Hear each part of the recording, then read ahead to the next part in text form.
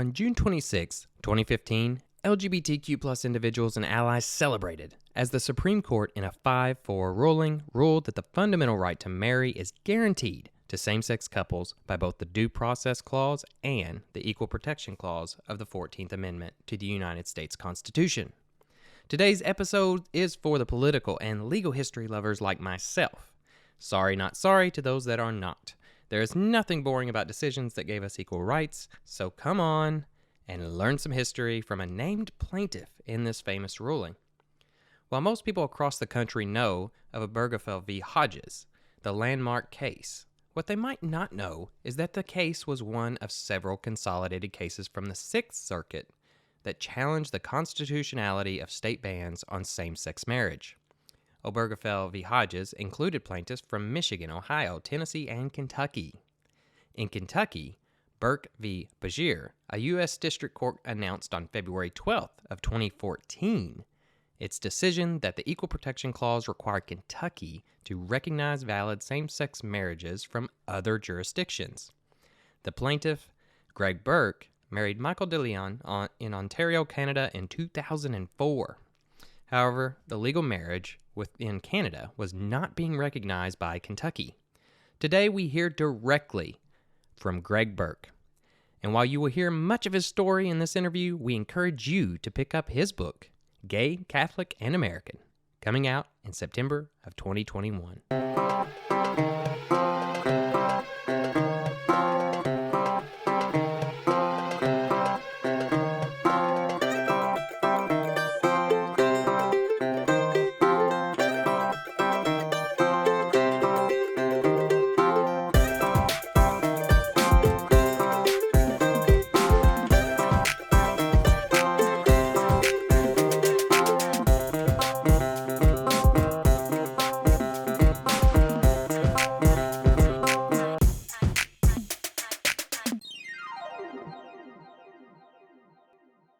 We are filming on U of L's campus today, which has a special place in my heart because it is my home university. I went to undergrad here from 2008 to 2012 and served as student body president here in 2012.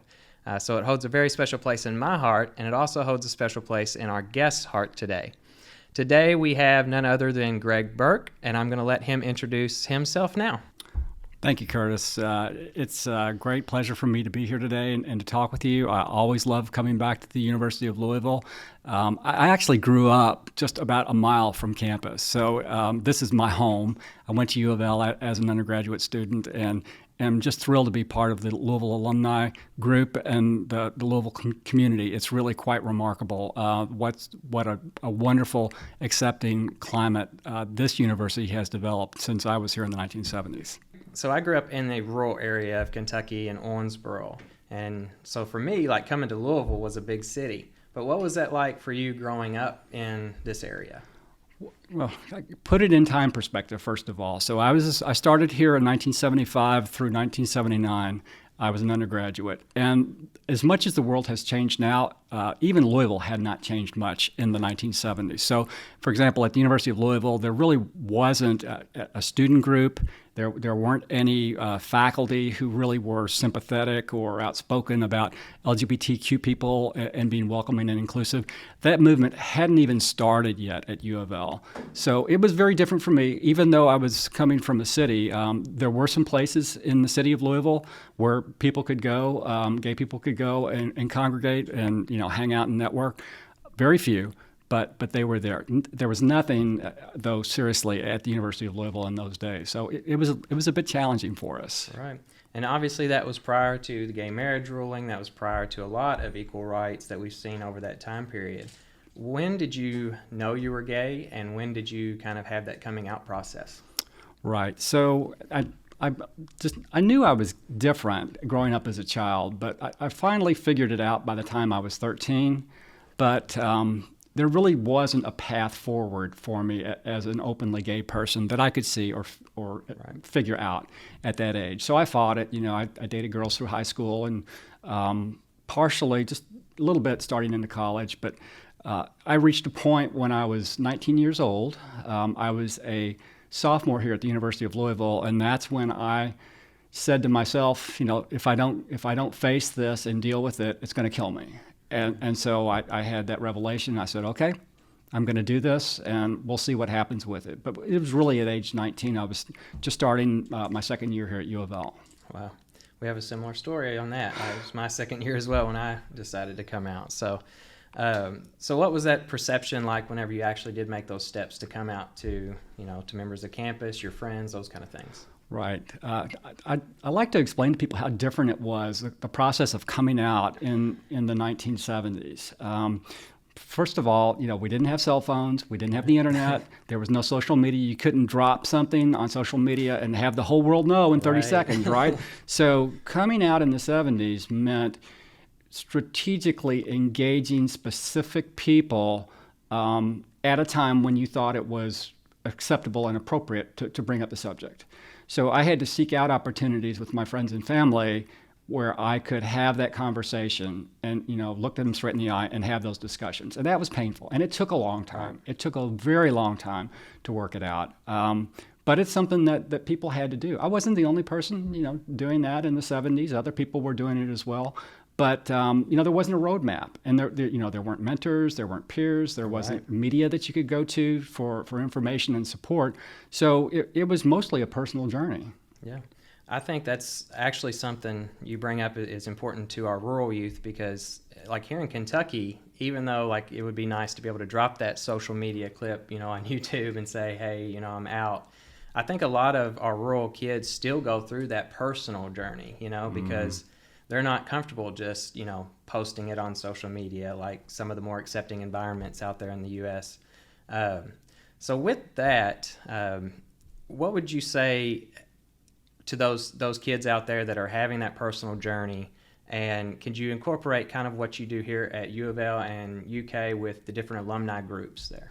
Right. So it's never easy to come out. I think perhaps it's a little more easier technically to do that now, but the journey is still difficult for the person who is coming to that point and taking that step, because it's one that's really difficult to back away from. Once you've done it, you really can't go back. It's really difficult. So I understand why people labor over that and they want to do it selectively. I mean, I didn't, call my whole family together when I came out, right? So it's like you pick the people who you thought were going to be most sympathetic and you talk to those people. And so I think for people who are thinking about coming out now, wherever you are, that's not a bad way to do it. It's like you find that person that you trust who you're pretty sure is going to accept you after you make this move, and kind of put your toe in the water first before you jump in. I mean, that makes perfect sense to me. So I would encourage people to do that. Don't feel like you have to make a big show of it. Don't think you have to, put a rainbow flag on and, prance through the streets or whatever. It's like you don't have to do that. It doesn't have to be a big grand move. Just talk to somebody. You mentioned the University of Louisville and the alumni group. So, and I can't remember what year we started. I'm thinking it was right. Around 2012. It was around, I was going to say 2012 was what I thought.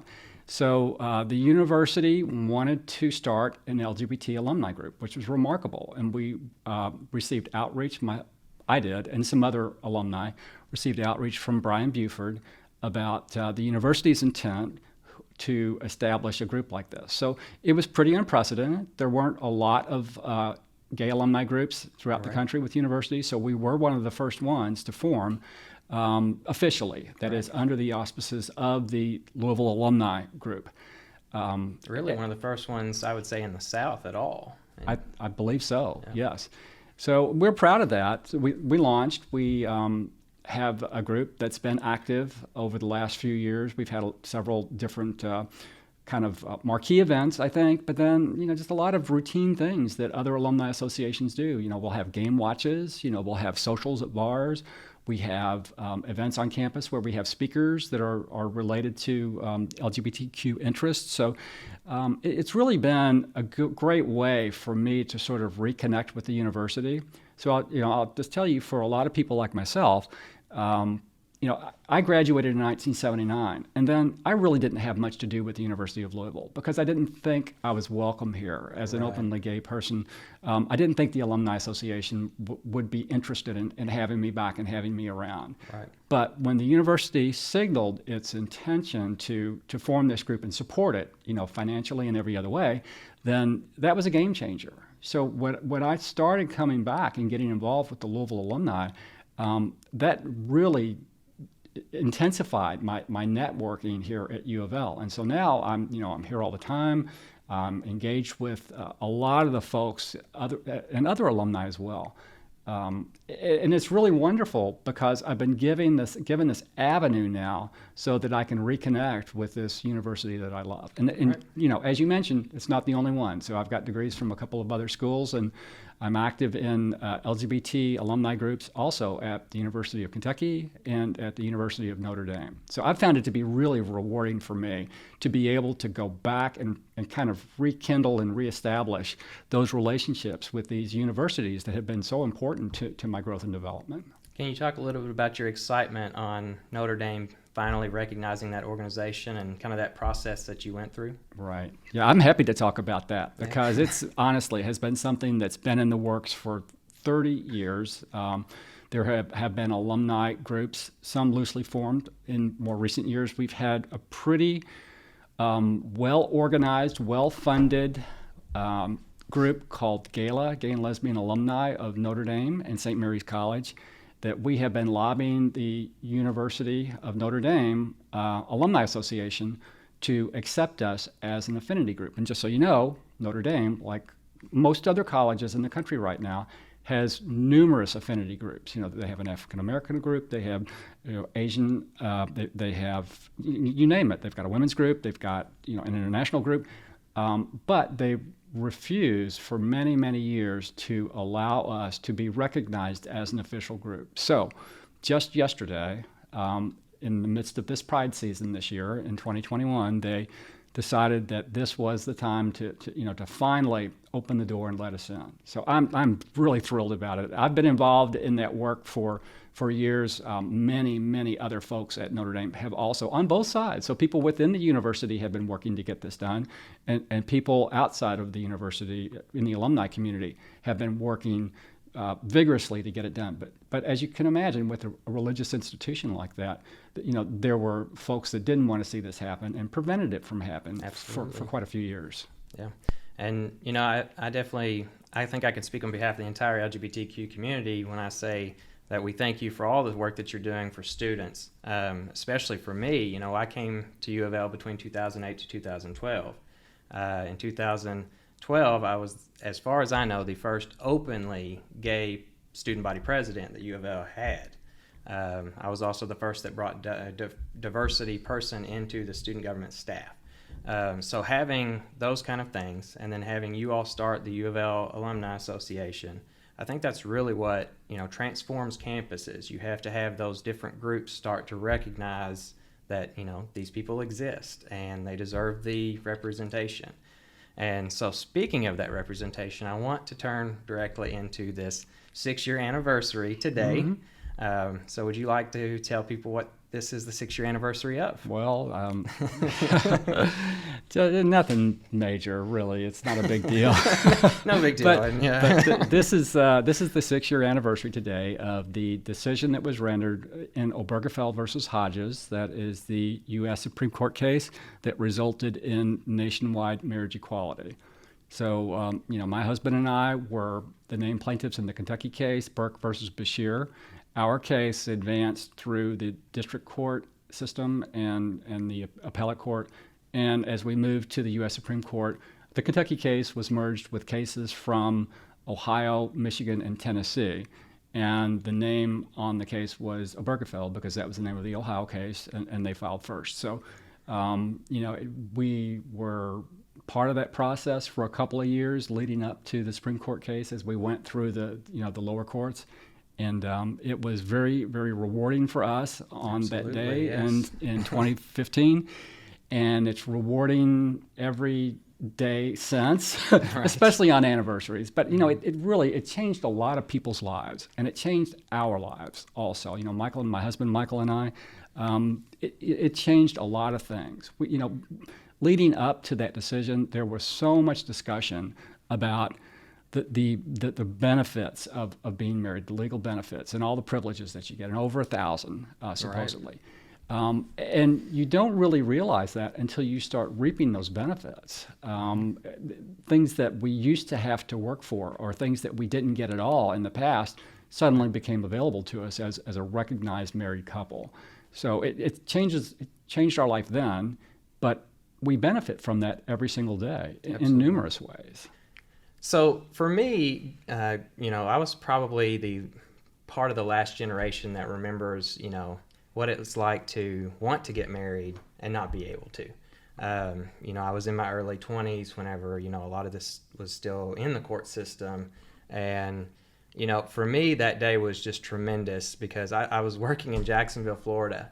And I was watching, everything come in, and we were all waiting and all, crossing our fingers. And, as soon as I heard the announcement, I said, I'm leaving, I'm going to get on a flight, and I'm flying to Louisville to go celebrate with all of my friends. Oh, that's awesome. So, that's the tremendous, just relief, the joy, I think that, so many Americans across the country felt in that moment. I mean, I'm getting goosebumps. You can see the goosebumps right here, just thinking about it. Right. And so for me, it's tremendous, the process that you all went through, and it's rare that you actually get to meet somebody that has truly transformed your life in the way that you have mine, ours, people all across the U.S. and in Kentucky. So obviously I'm fangirling a little bit, So you said a couple things there that I want to respond to. First of all, being of the first generation that maybe one of the most recent generations that remembers what it was like to not have access to same-sex marriage, but I am from another generation. Right. People in my generation talk about how they remember when they found out John Kennedy was shot. Right. It was the moment that they always remember and never forget. And I remember it. I mean, it's vivid. But, we in my generation, we've been talking about that for, 50 years now. My stepdad still talks about that. Right. Yeah. Right. So the interesting thing, and I was going to ask you, but you told me already, was, do you remember, when and where you found out about the decision and what was your reaction? And the reason I was going to ask that is because you would not believe how many people come to us and tell us that story, unsolicited. I remember exactly when I found out. This is what I did. This is how I celebrated. This is what it meant to me. I hear those stories and I get goosebumps. Right. Because I know where I was. I was in court, and I was listening. I was listening to the justices give their opinions, in favor and in opposition, and it was a remarkable experience. It was a once in a lifetime thing. But that was my personal experience. So many people that I talk to have these stories to share, and it's like I think about that because it was happening all over the country, and even people who already had access to marriage equality. So they were partying and celebrating, in California and, New York and all these states where they already had marriage equality.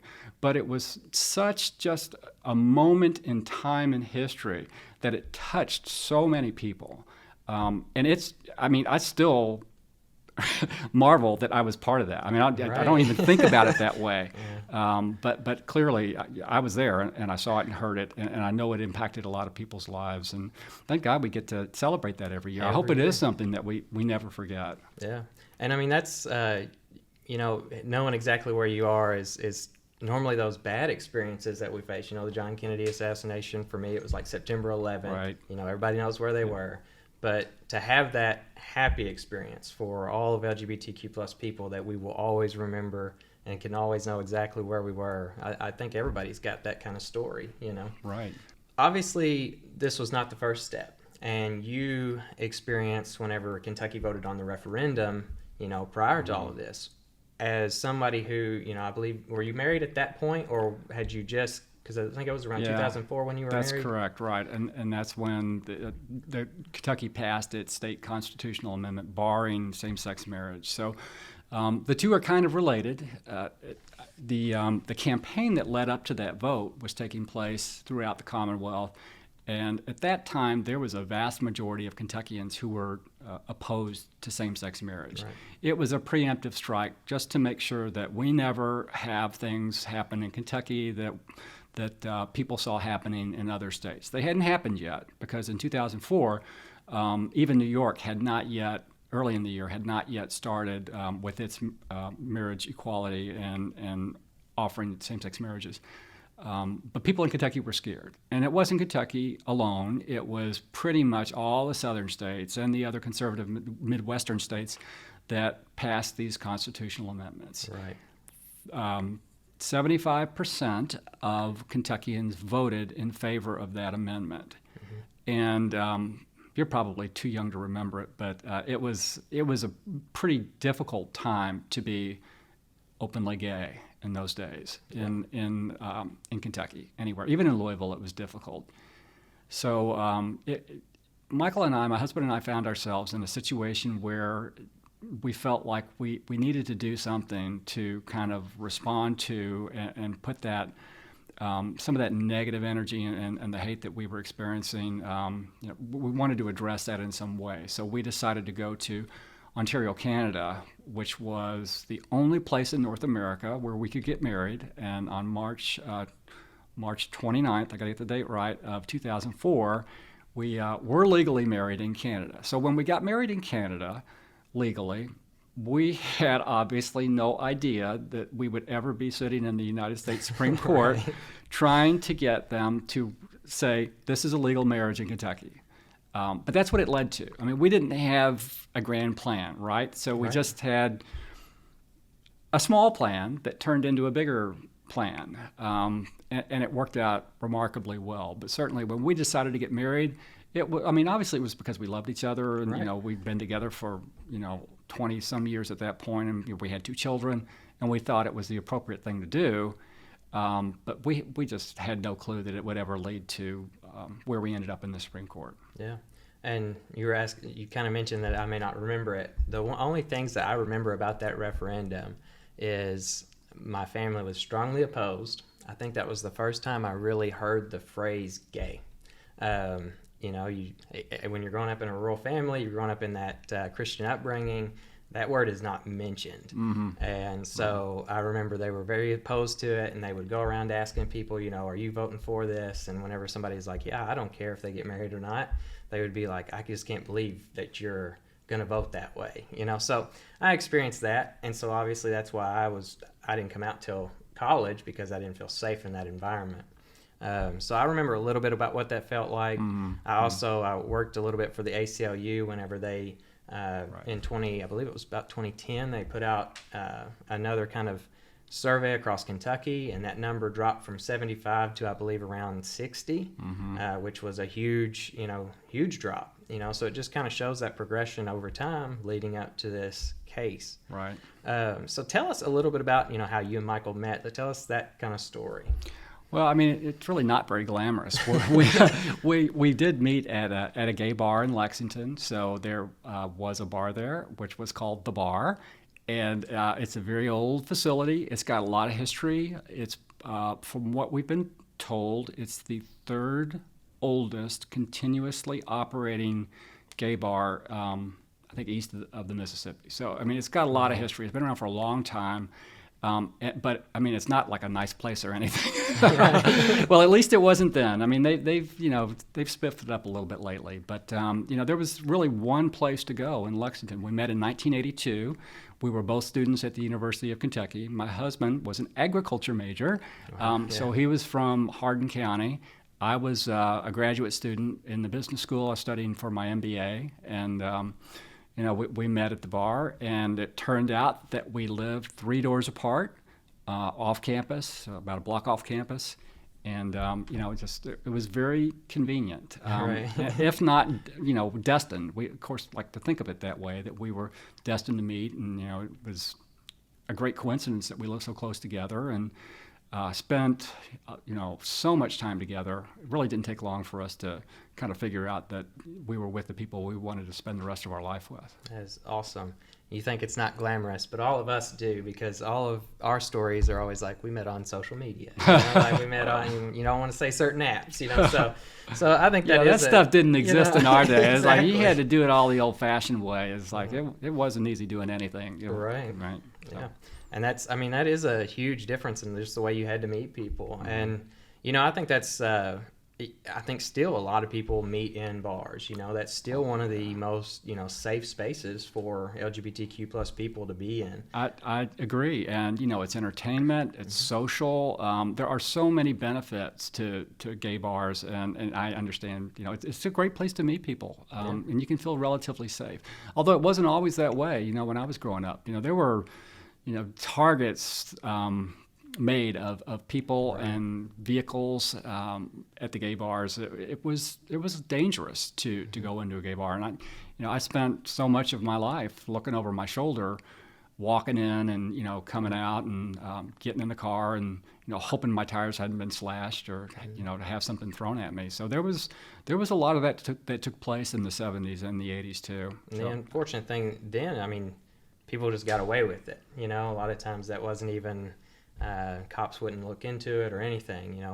One of the things that just happened, President Biden announced that Pulse was going to become a national monument. And, so like that really, in my opinion, seeing that kind of recognition from, our White House now is huge. Tell us a little bit about the adoption process. We know that you and Michael have two wonderful sons now that have grown up and actually left the house. So tell us about that process. Sure. Michael and I decided in the late 1990s that we thought we wanted to have children. And we were close to 40 when we started the process. And at that time, we only knew of one other same-sex couple that had successfully adopted children in Kentucky. They were working with an adoption agency in Louisville called Adoptions of Kentucky. That was the only agency in the state that would work with same-sex couples at that time. So we were among the first same-sex couples who went through that process, and we didn't have a lot of people or resources that we could rely on. It just wasn't very common. It wasn't happening a lot. So again, we had to figure a lot of things out as we went along and just do a lot of research and talk to people. And a lot of that was with attorneys, of course, right. Because it's a legal process. We met with the agency and started the process. And the thing that we learned that was kind of troubling, but it was part of the whole process was that we would not be able to co-adopt the child, right? So only the Commonwealth of Kentucky stated that you had to be a married couple if you wanted to have both names on the birth certificate of a child. So in the adoption process, when the birth certificate gets reissued or updated, we couldn't have that in both of our names. And in 1999, we weren't legally married yet either. But we couldn't co-adopt. So what that meant was only one of us could be the legal adoptive parent for our first child. So we decided, because at that time my husband was working for an employer that had a pretty rich adoption benefit. So we said, okay, he's going to be the adoptive parent. But what that meant was that I had no legal relationship with that child. Right. And that can be a cause for concern and stress, and it was for many, many years. And actually, that was our motivation for filing our lawsuit. We wanted to force the Commonwealth of Kentucky to recognize our marriage so that we could co-adopt our children, right. And have all the protection and the benefits for them and our family that we deserved. So that was why we wanted to get the lawsuit through the process and get that recognition. But adopting a child was not easy then. It's not easy now. It's very, very difficult.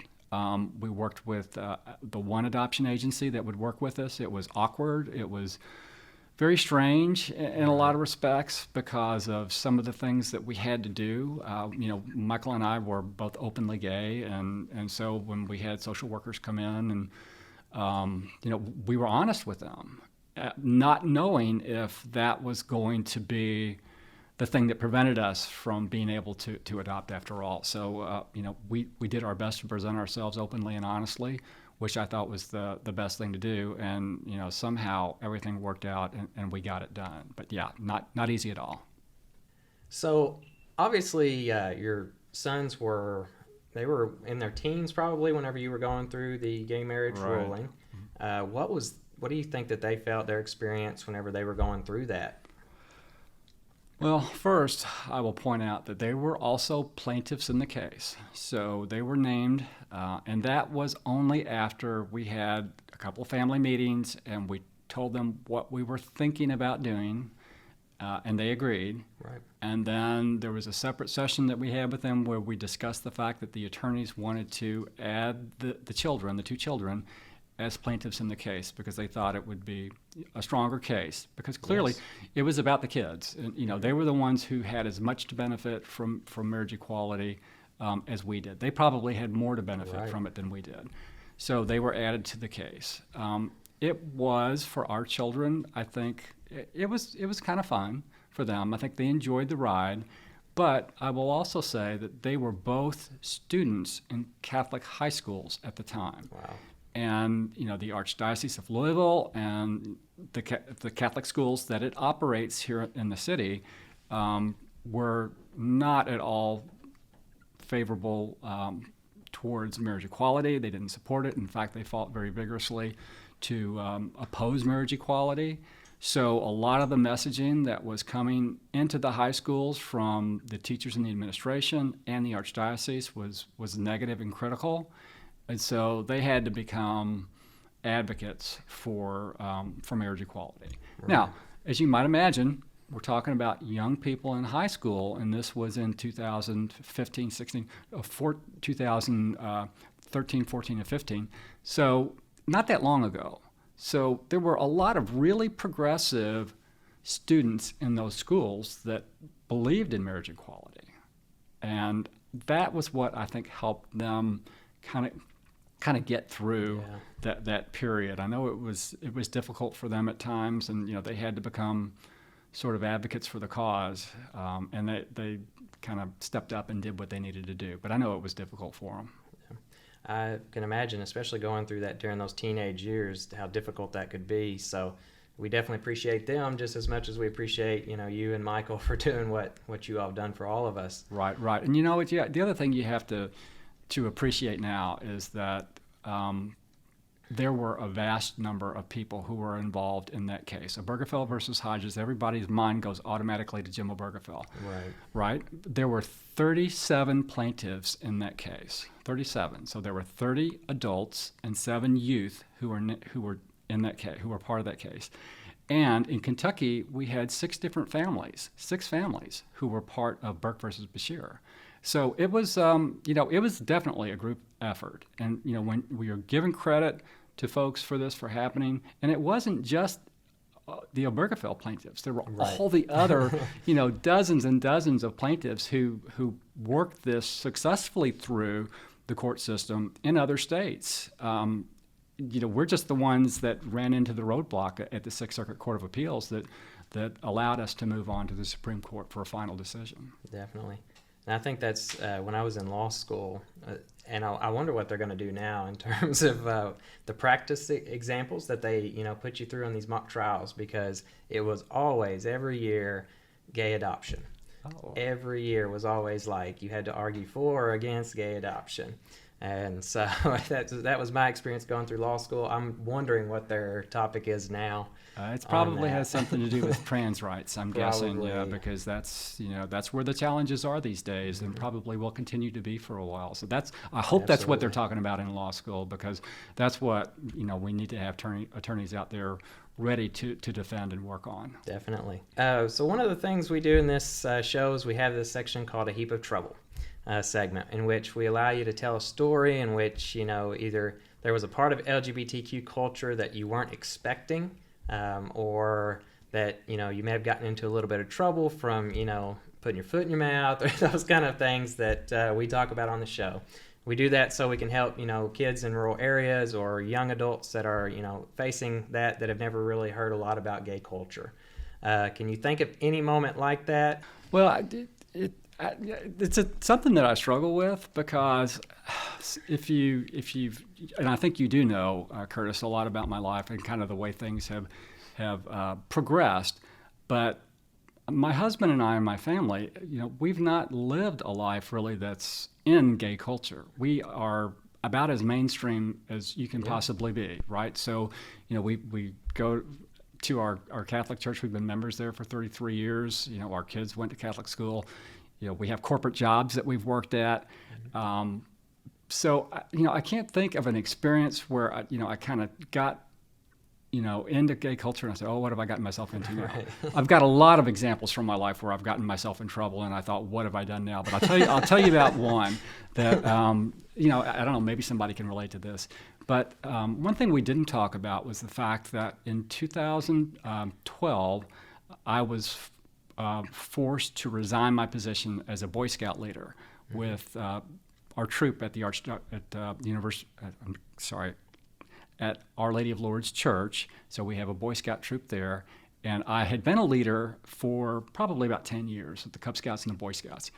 I was forced to resign because I was openly gay, and that was the time when I really probably made my biggest step, or my biggest move into open activism or public activism. Right. Because after I was forced to resign, the Courier-Journal I was contacted by a reporter, and they wanted to do a story on the subject and the dismissal.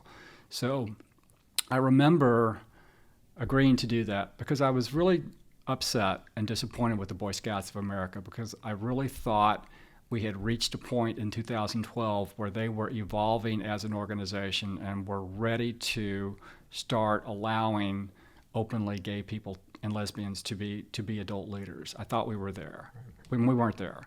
So there was that morning when I went to pick up the newspaper, and this was 2012, so I still used to get the right. printed newspaper, and I went to the front porch and I got the paper in, and there was my picture on the front page with this story about my dismissal from my unit.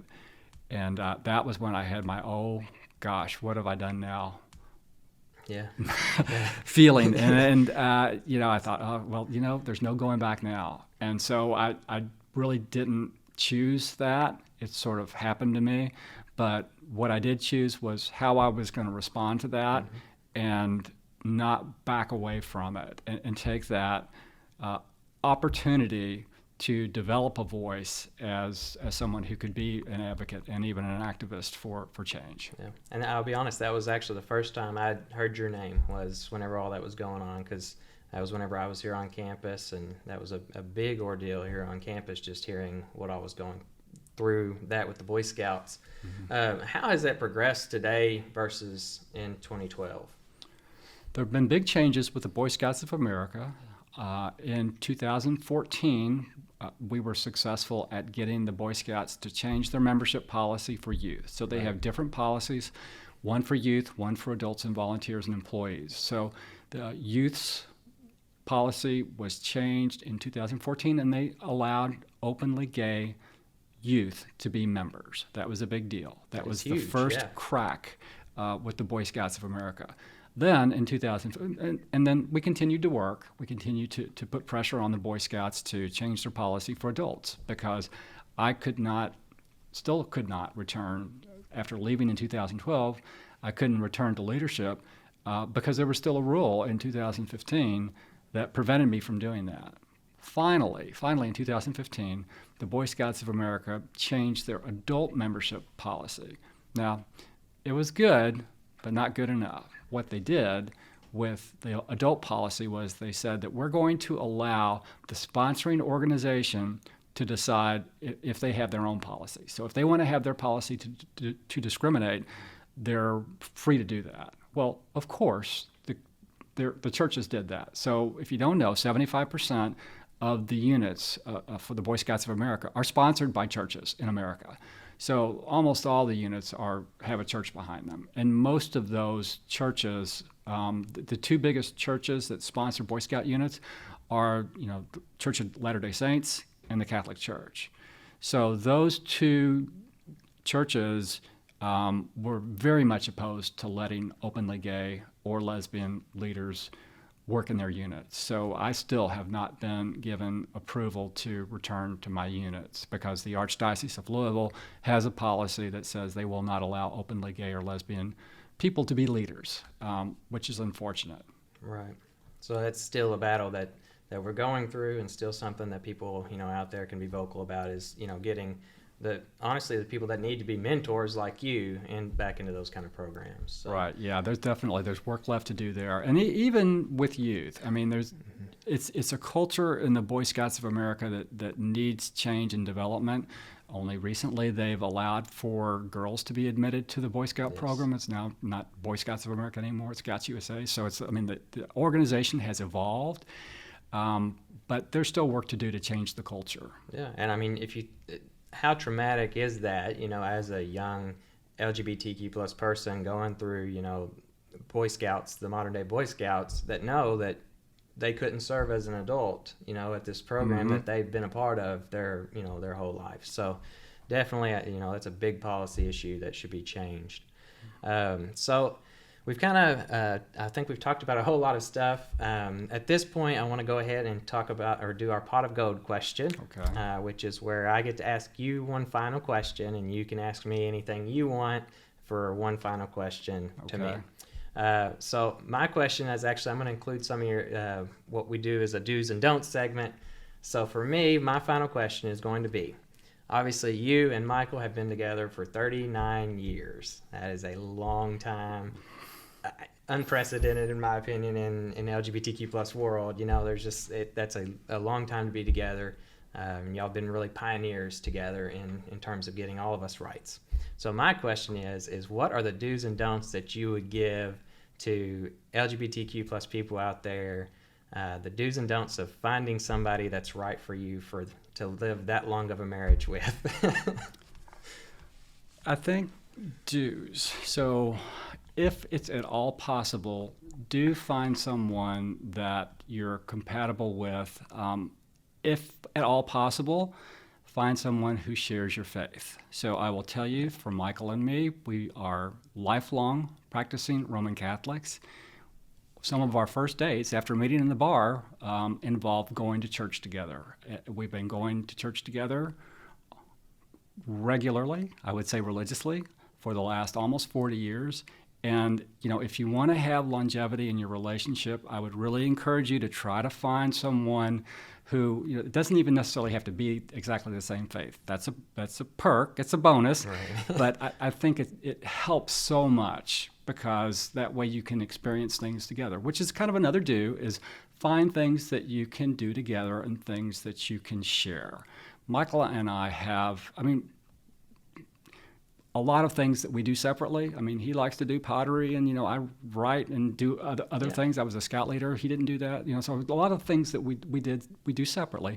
But we found a lot of things that we really enjoy doing together. For example, we're both members of Pride Cats. We're founding members of the University of Kentucky LGBTQ alumni group, and that's something that we can and do enjoy doing together. So we found some common interests that we can share, things that are important to the both of us, and that really helps with the relationship because we can spend quality time together where we're not on our phones or not watching a screen or whatever, and it's also productive. So we're working to build up an organization at the University of Kentucky that will have a future. Mm-hmm. So find things like that you can do together, and it will just make life so much easier.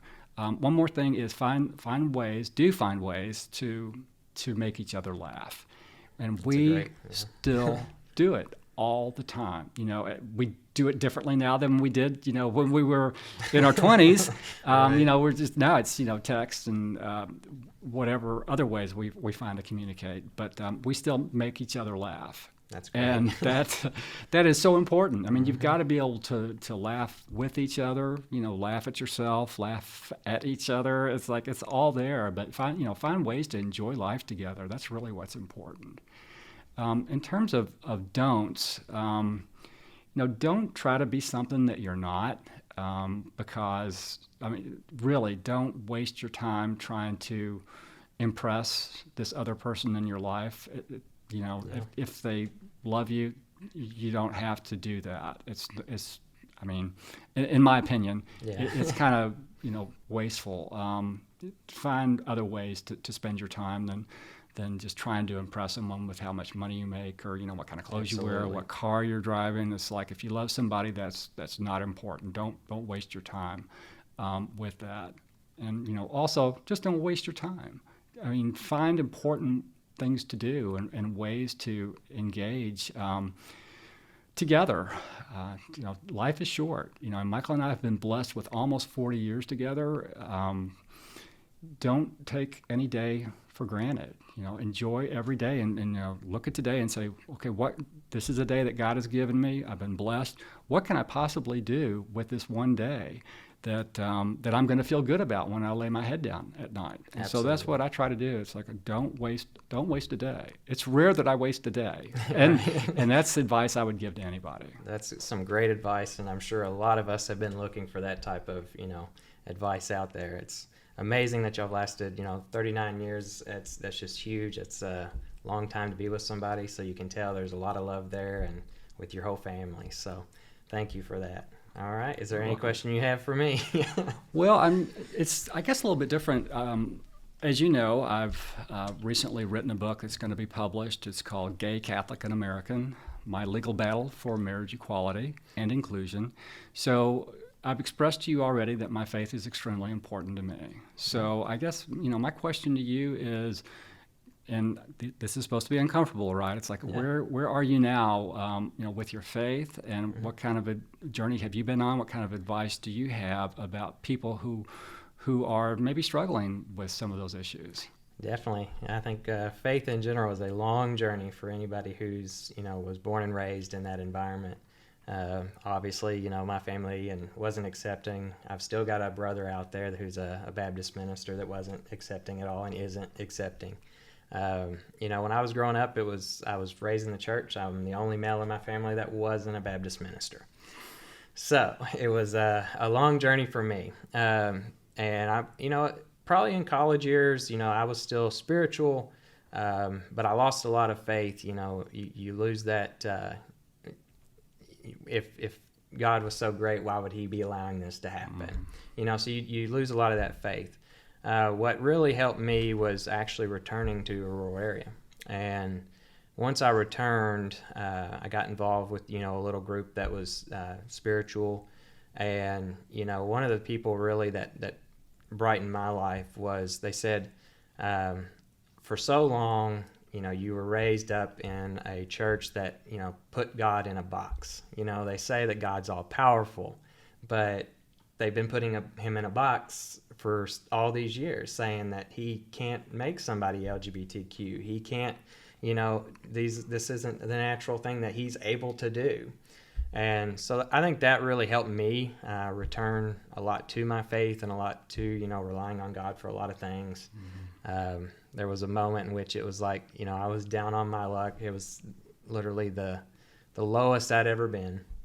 And it was almost like, I get this voice that's like, you have enough of everything you need to survive right now, to get to tomorrow. Right. And at that point, I was like, you know what? I do. And that allowed me to focus on, my future in terms of each day I could say, okay, I've got everything I need to survive. I can rely on God. I can rely on, the love that he's provided around me with all this community, these different people. And so that's what really propelled me into my spiritual self today. So wow. I'm not a practicing Baptist anymore. I wouldn't say that, but I'm very Christian. I'm very spiritual And I try to share that message more than the one that I grew up with. That is just awesome. I'm thank you for sharing that. I appreciate you conveying that. I know that's a difficult question for people, but I think it's something that people need to talk more about. Yes. You know, people in the LGBT community have been so challenged by religious organizations over time, and it's getting so much better now. There's so much progress that's being made. The one other don't that I want to give you is something that's near and dear to me is I think people need to not have that sense that they need to choose between being part of the LGBT community and being religious or Right. to have a faith identity. You don't have to choose. You really don't. You can have both. You can be both. Absolutely. I've done it. Many people have done it. It's like sometimes it's a little awkward. It's a little difficult to make it work. But you can do it. And not only can you do it, I urge people to do that because, you know, we need to be open and visible and part of these faith communities so that people get to know us and accept us and love us, you know, and see God in us the way we see God in them. So just don't feel like you have to choose between your identity as a queer person and being a religious person. You can do it all. Absolutely, and that's one of the main reasons we started this show. Is, you know, I think a lot of kids in rural areas, they go through this faith journey, and this is something that they're going to experience. And I think it's so important to let them know, you know, even though you're going through this, you've still got, you know, a God that loves you, and you know, over time you're going to learn the ways and the reasons and all the things that, you know, He's allowed to happen in your life. So spirituality is tremendously important for our viewers. We really appreciate you talking about that subject too. So with that, is there any, you want to say when your book's going to be released, where people can order it? Sure, absolutely. So the book is going to be released on September 1st. We're going to have a book launch here in Louisville at Carmichael's Bookstore. It's available now for pre-order. It's at you can call your local independent bookstore and they'll be happy to order it for you. You can also go online at Amazon.com, order it there. The University of Notre Dame Press is selling online right now. But they'll be shipped, I think, September 1st. We've got a whole range of different activities planned around, you know, promoting the book. I'll be going to a lot of colleges and universities. I'll be here at Louisville, Kentucky, Notre Dame, Western, St. Mary's College. I mean, there are quite a few different places I'm going to be going to, you know, sign and read and talk about the book. So it's going to be pretty vigorous fall for me, I think. I got a lot of things on the schedule, but you know, I'm up for it because the book was a labor of love. It's something that I felt called by God to do and you know, put the words down. Otherwise, I never would have done it myself. So you know, it's something that I felt like I needed to do, and now I have to finish the job and get out there and you know, spread the word about it and promote it. Definitely. And we're definitely going to help spread that word as well, and we'll release some things closer to time in terms of, you know, promoting the book and stuff as well. Great. We just want to say thank you, though, for being on the show today. This is, we've done some shows, but this is honestly the first one that's given me true goosebumps. So just to imagine and relive some of those moments with you has been just tremendous today on this 6-year anniversary.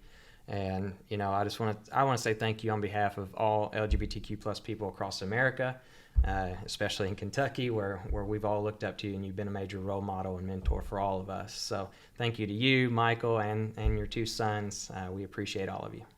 Thank you, Kurtis.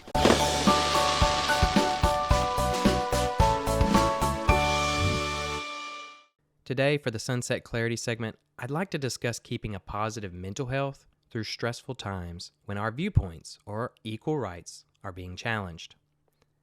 For those of us living through court decisions that ultimately decide our rights to equality, the process can be devastating on our mental health. The highly politicized environments surrounding LGBTQ+ cases cause heightened animosity for those that oppose equality, which can lead to increased fear as we navigate our lives and fear for our safety in unaccepting environments or homes. The things that are said by our political leaders, as well as family members, can echo in our ears for what seems like an eternity. I would encourage, regardless of our legal disagreements, that we still promote kindness and keep our rhetoric kind to each other. One of the harshest things you can do for your own mental health is to defend your views in ways that you will regret later. Never sacrifice your own compassion and kindness when seeking it from others. We often come to regret when we aren't professional with our arguments, and instead turn to hurtful jokes that attack the person with beliefs that are different than our own, rather than simply sticking to the main persuasive points that led us to the conclusions we believe ourselves.